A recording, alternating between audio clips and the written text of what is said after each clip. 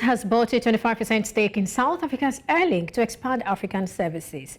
Both airlines expect increased passenger numbers and route expansion. Meanwhile, Qatar Airways has posted its first profit since 2013 thanks to its recovery plan, Project Kifaru. The airline earned 513 million Kenyan shillings in the first half of 2024, a significant turnaround from last year's 21.7 billion Kenyan shilling loss. From Blantyre, Malawi, Sean Mendis, aviation consultant, joins me for this. Good morning and thank you for joining me. Well, it's afternoon over there, so maybe I should say good afternoon to you. Thank you for having me. Right, we have two stories from the aviation industry. I don't know if it's exciting or if any of them is exciting to you, but talk to me. I mean, which of the two excites you the more? I think they're both very exciting stories in their own way. One talks about a turnaround, or almost even a resurrection, which is the Qatar Airways story, considering their poor financial performance in the last few years. The other one is something where you're looking about, like a marriage, where you're looking to the future and seeing how things are, all the exciting possibilities. So I think they're two excellent stories, and they're both very positive news for African aviation this week. Right. Now, let's begin with Kenya turning a profit for the first time in a decade. Now, talk to us. How significant is a profit of 530 million Kenyan shillings in H1 in comparison with a 21.7 billion shilling loss in the same period of 2023? I think it's going to be impossible to understate how important this is for Qatar Airways. It's been a very difficult decade for them, where they basically had to cut their business down to nothing and rebuild it from scratch. The numbers aren't huge. 513 million shillings is about $4 million US, which is, if you look at the margin, it's probably less than a percentage. But it's, the fact that they've turned this corner and they're now once again in the black after over 10 years is tremendously significant for them. And, I've spoken to people at KQ and congratulated them, because, this is really a big step for them on their journey towards survival and hopefully, reinstating themselves among the upper echelon of African carriers. Well, you've talked about Qatar Airways turning the corner. Would you talk to us? Well, I think you should talk to us about what they did differently, really. I think the biggest change versus, where it was last year and in the recent past has been the way debt is being handled. A lot of Qatar Airways' problems has come from the fact that they've had long-term debt. They acquired assets 10, 15 years ago for which they're still paying loans off and so forth. And a lot of that debt has now been transferred to the national treasury. It was government guaranteed, with government as the single largest shareholder at the time. And consequently, as the cost of paying the interest and servicing that debt has gone off the books, it's given them the ability to focus their cash flow on service improvements and maintenance and things like that, which have helped improve their reliability and so forth. But also importantly has been a focus on network restructuring for profitability. They've cut flights in markets which didn't make money. They've increased flights in markets which did. They've leveraged their membership in the SkyTeam Alliance very well. For example, they had a code share with Delta Airlines that's come into play in the last year to year and a half more widely. And their JFK route, Nairobi to JFK, has gone from struggling flying 3 or 4 times a week now to flying 9 times a week, and supposedly profitable as well, from what Qatar Airways is saying. So I think, they've taken a lot of small steps in the right direction, and a lot of small steps eventually are the way a long journey begins. So I'll give them plenty of credit for this. They've done a very good job in recent years, taking what was a lost case and giving it some hope again. Well, let's talk about potential risks, maybe some things that could sort of upset this particular turnaround that we have seen. I'm talking about sustaining it, really. Well, the risks are always going to be there for any business operating in Africa, and airlines in particular. If you're looking at it, there's the general instability politically in Kenya. There's the security concerns, which are always an issue in Kenya, in the last decade or so. These are all going to be challenges which are external for the most part, and Kenya is going to have to be reactive to it rather than anything they can really do proactively. If you look in terms of where the Kenyan market has been in the last post-COVID years, at least, the market has continued to grow, but that market growth has actually been primarily driven by inbound market share, so primarily tourism and so forth. The outbound market is actually lagging slightly relative to to pre-COVID years. Now, whether that's indicative of general issues with the Kenyan economy, whether that is just an anomaly that will rectify itself in 2024, we'll find that out. There's also more competition in the region. There's a lot of, when in the past it was primarily Ethiopian versus Kenya in East Africa. Now you've got airlines in Tanzania and Uganda and Rwanda, all of which are nibbling. They're not quite the size of Kenya Airways yet, but they're nibbling at the corners and making it more difficult for them. So I think there's a lot of challenges. I won't necessarily say obstacles, but they've got to keep their eyes open and ensure that they have plans for all of this and react when it's the appropriate time. They're not quite in a position yet where they can proactively counter some of this. They're with a $4 million profit that's just keeping your head above the water for now. Well, you already brought us here, so I'd like you to talk to us about how this result sort of compares to other financial results in the region. Well, when you look at financial results in East Africa in particular, you have Ethiopian Airlines up there, and then there's everybody else below that. I mean, Ethiopian is earning in the billions of dollars, while Kenya Airways is one of the very few other airlines who actually are above zero. They're not making a lot of money relative to Ethiopian, but when you compare them to, as I mentioned, Rwanda, Tanzania, Uganda, those airlines are in their national treasury hundreds of millions of dollars a year. So the fact that Kenya is actually no longer a cost center, but is becoming a revenue center, I think that is it's small steps but positive steps. Right. So beyond the headline profit figures we saw from Kenya Airways, what other financial metrics do you think investors should be monitoring closely to assess the health of Kenya Airways business? I think the key metric that anyone who's looking at investing in Kenya Airways needs to look at is the general market growth in Kenya and their share of that market. It's a competitive market in Kenya. It's actually going to get a little more competitive later this year when AirAsia is launching low-cost flights from Kuala Lumpur into Nairobi, which is going to be a new type of competition for them. So I think how they continue to hold on to their home market, that not just Kenya, but proximal markets where KQ has traditionally been strong, and how that market in general is growing and how much of that growth is actually falling to Kenya Airways is probably the key metric that any investor, whether it's a strategic investor or retail investor looking to invest in KQ, should probably have as top of their list.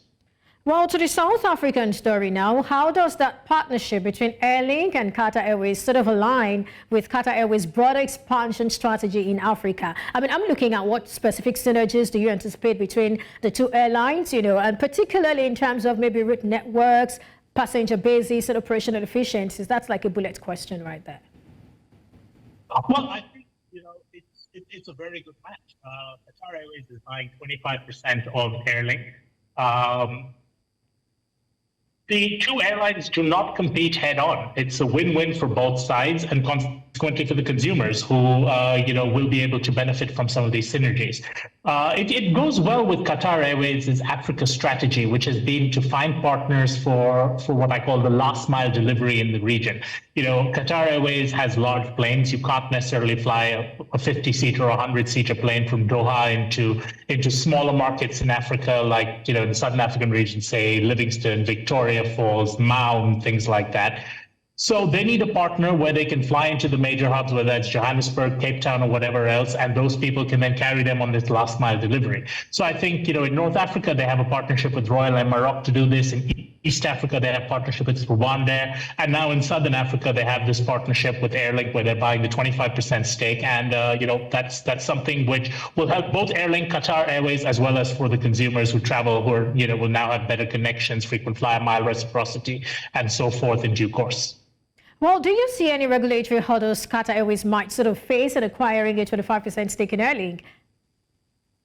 Well, the South African regulations are a bit unclear, but one place where it has been tested over time has been that there is a requirement for 75% of ownership to be held by local sources. So that's by South African citizens who are resident in South Africa.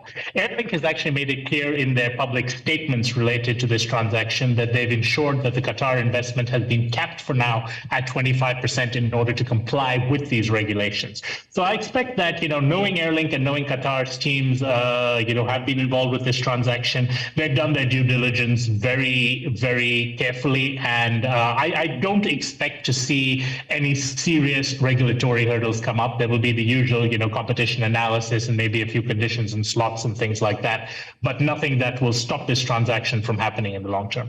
Right. So talk to us about the challenges and opportunities rather that are associated with integrating Airlink's operations into Qatar Airways, broader network. How do you anticipate the airlines will address issues such as harmonizing systems, aligning customer experiences, and even ensuring seamless connectivity? Well, I think scheduling to be the most important challenge which they need to sort out immediately. Right now, if you look at the schedules at Johannesburg and Cape Town, there aren't very great connections between the Qatar's flights and Airlink's flights. But this is not something that the two airlines can't solve within a few months. You just have to move a flight. You move later by 10 minutes, I'll move earlier by 20 minutes, and so forth. And once you've got things like that in place, passengers are going to be able to buy a single ticket from either Qatar or Airlink to fly, from Livingston to Johannesburg to Doha to Beijing, for example. And that where customers in the past have had to buy separate tickets or have had to stay overnight in places, this just improves productivity, improves cost for everybody. The system-wise, both Qatar and Airlink are using Amadeus as their software platform. So being able to link the systems is actually probably a lot simpler than it will be to negotiate the commercial terms under which they are doing the linking. So I think it's as I said, it's a match that was very well made given both sides' strategic and operational realities. And I'm looking forward to seeing how the two teams are able to drive this forward. So let's get your outlook for the long-term success of this merger. Or I shouldn't call it merger anyway, but of course this partnership. Well, I think both Qatar and Airlink are very solid and well-established airlines, and Airlink in particular needed to secure its mid to long-term stability. Their primary owner, their founder and CEO, Roger Foster, he's not getting any younger. His family doesn't seem to have the interest in taking over the airline from him. His daughter's a captain at Airlink, but she doesn't look at the management side. So I think Roger needed to have some sort of an anchor partner in there with him, a strategic partner, in order to ensure that Airlink's long-term outlook financially, strategically, and so forth was secure. So I think it was important from Airlink's side to be able to get someone like that, and it's important from Qatar's side to be able to get such a reliable partner in a market like Africa, where getting long-established, reliable partners who don't come with baggage of debt or government interference or so forth is a very difficult thing. So it is a very, very good partnership for both sides, and I think both sides will benefit in the short, medium, and long term as a result of it. All right, so let's look at Africa generally. Now, what are the trends you're seeing in the aviation sector?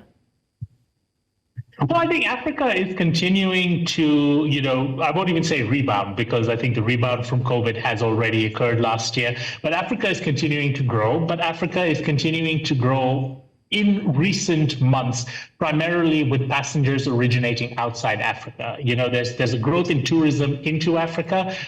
You've seen a lot of European airlines, Middle East airlines, and so forth increase their flights into African airports, bringing tourists in. So while that's good for the African economy, it's not necessarily great for African airlines themselves.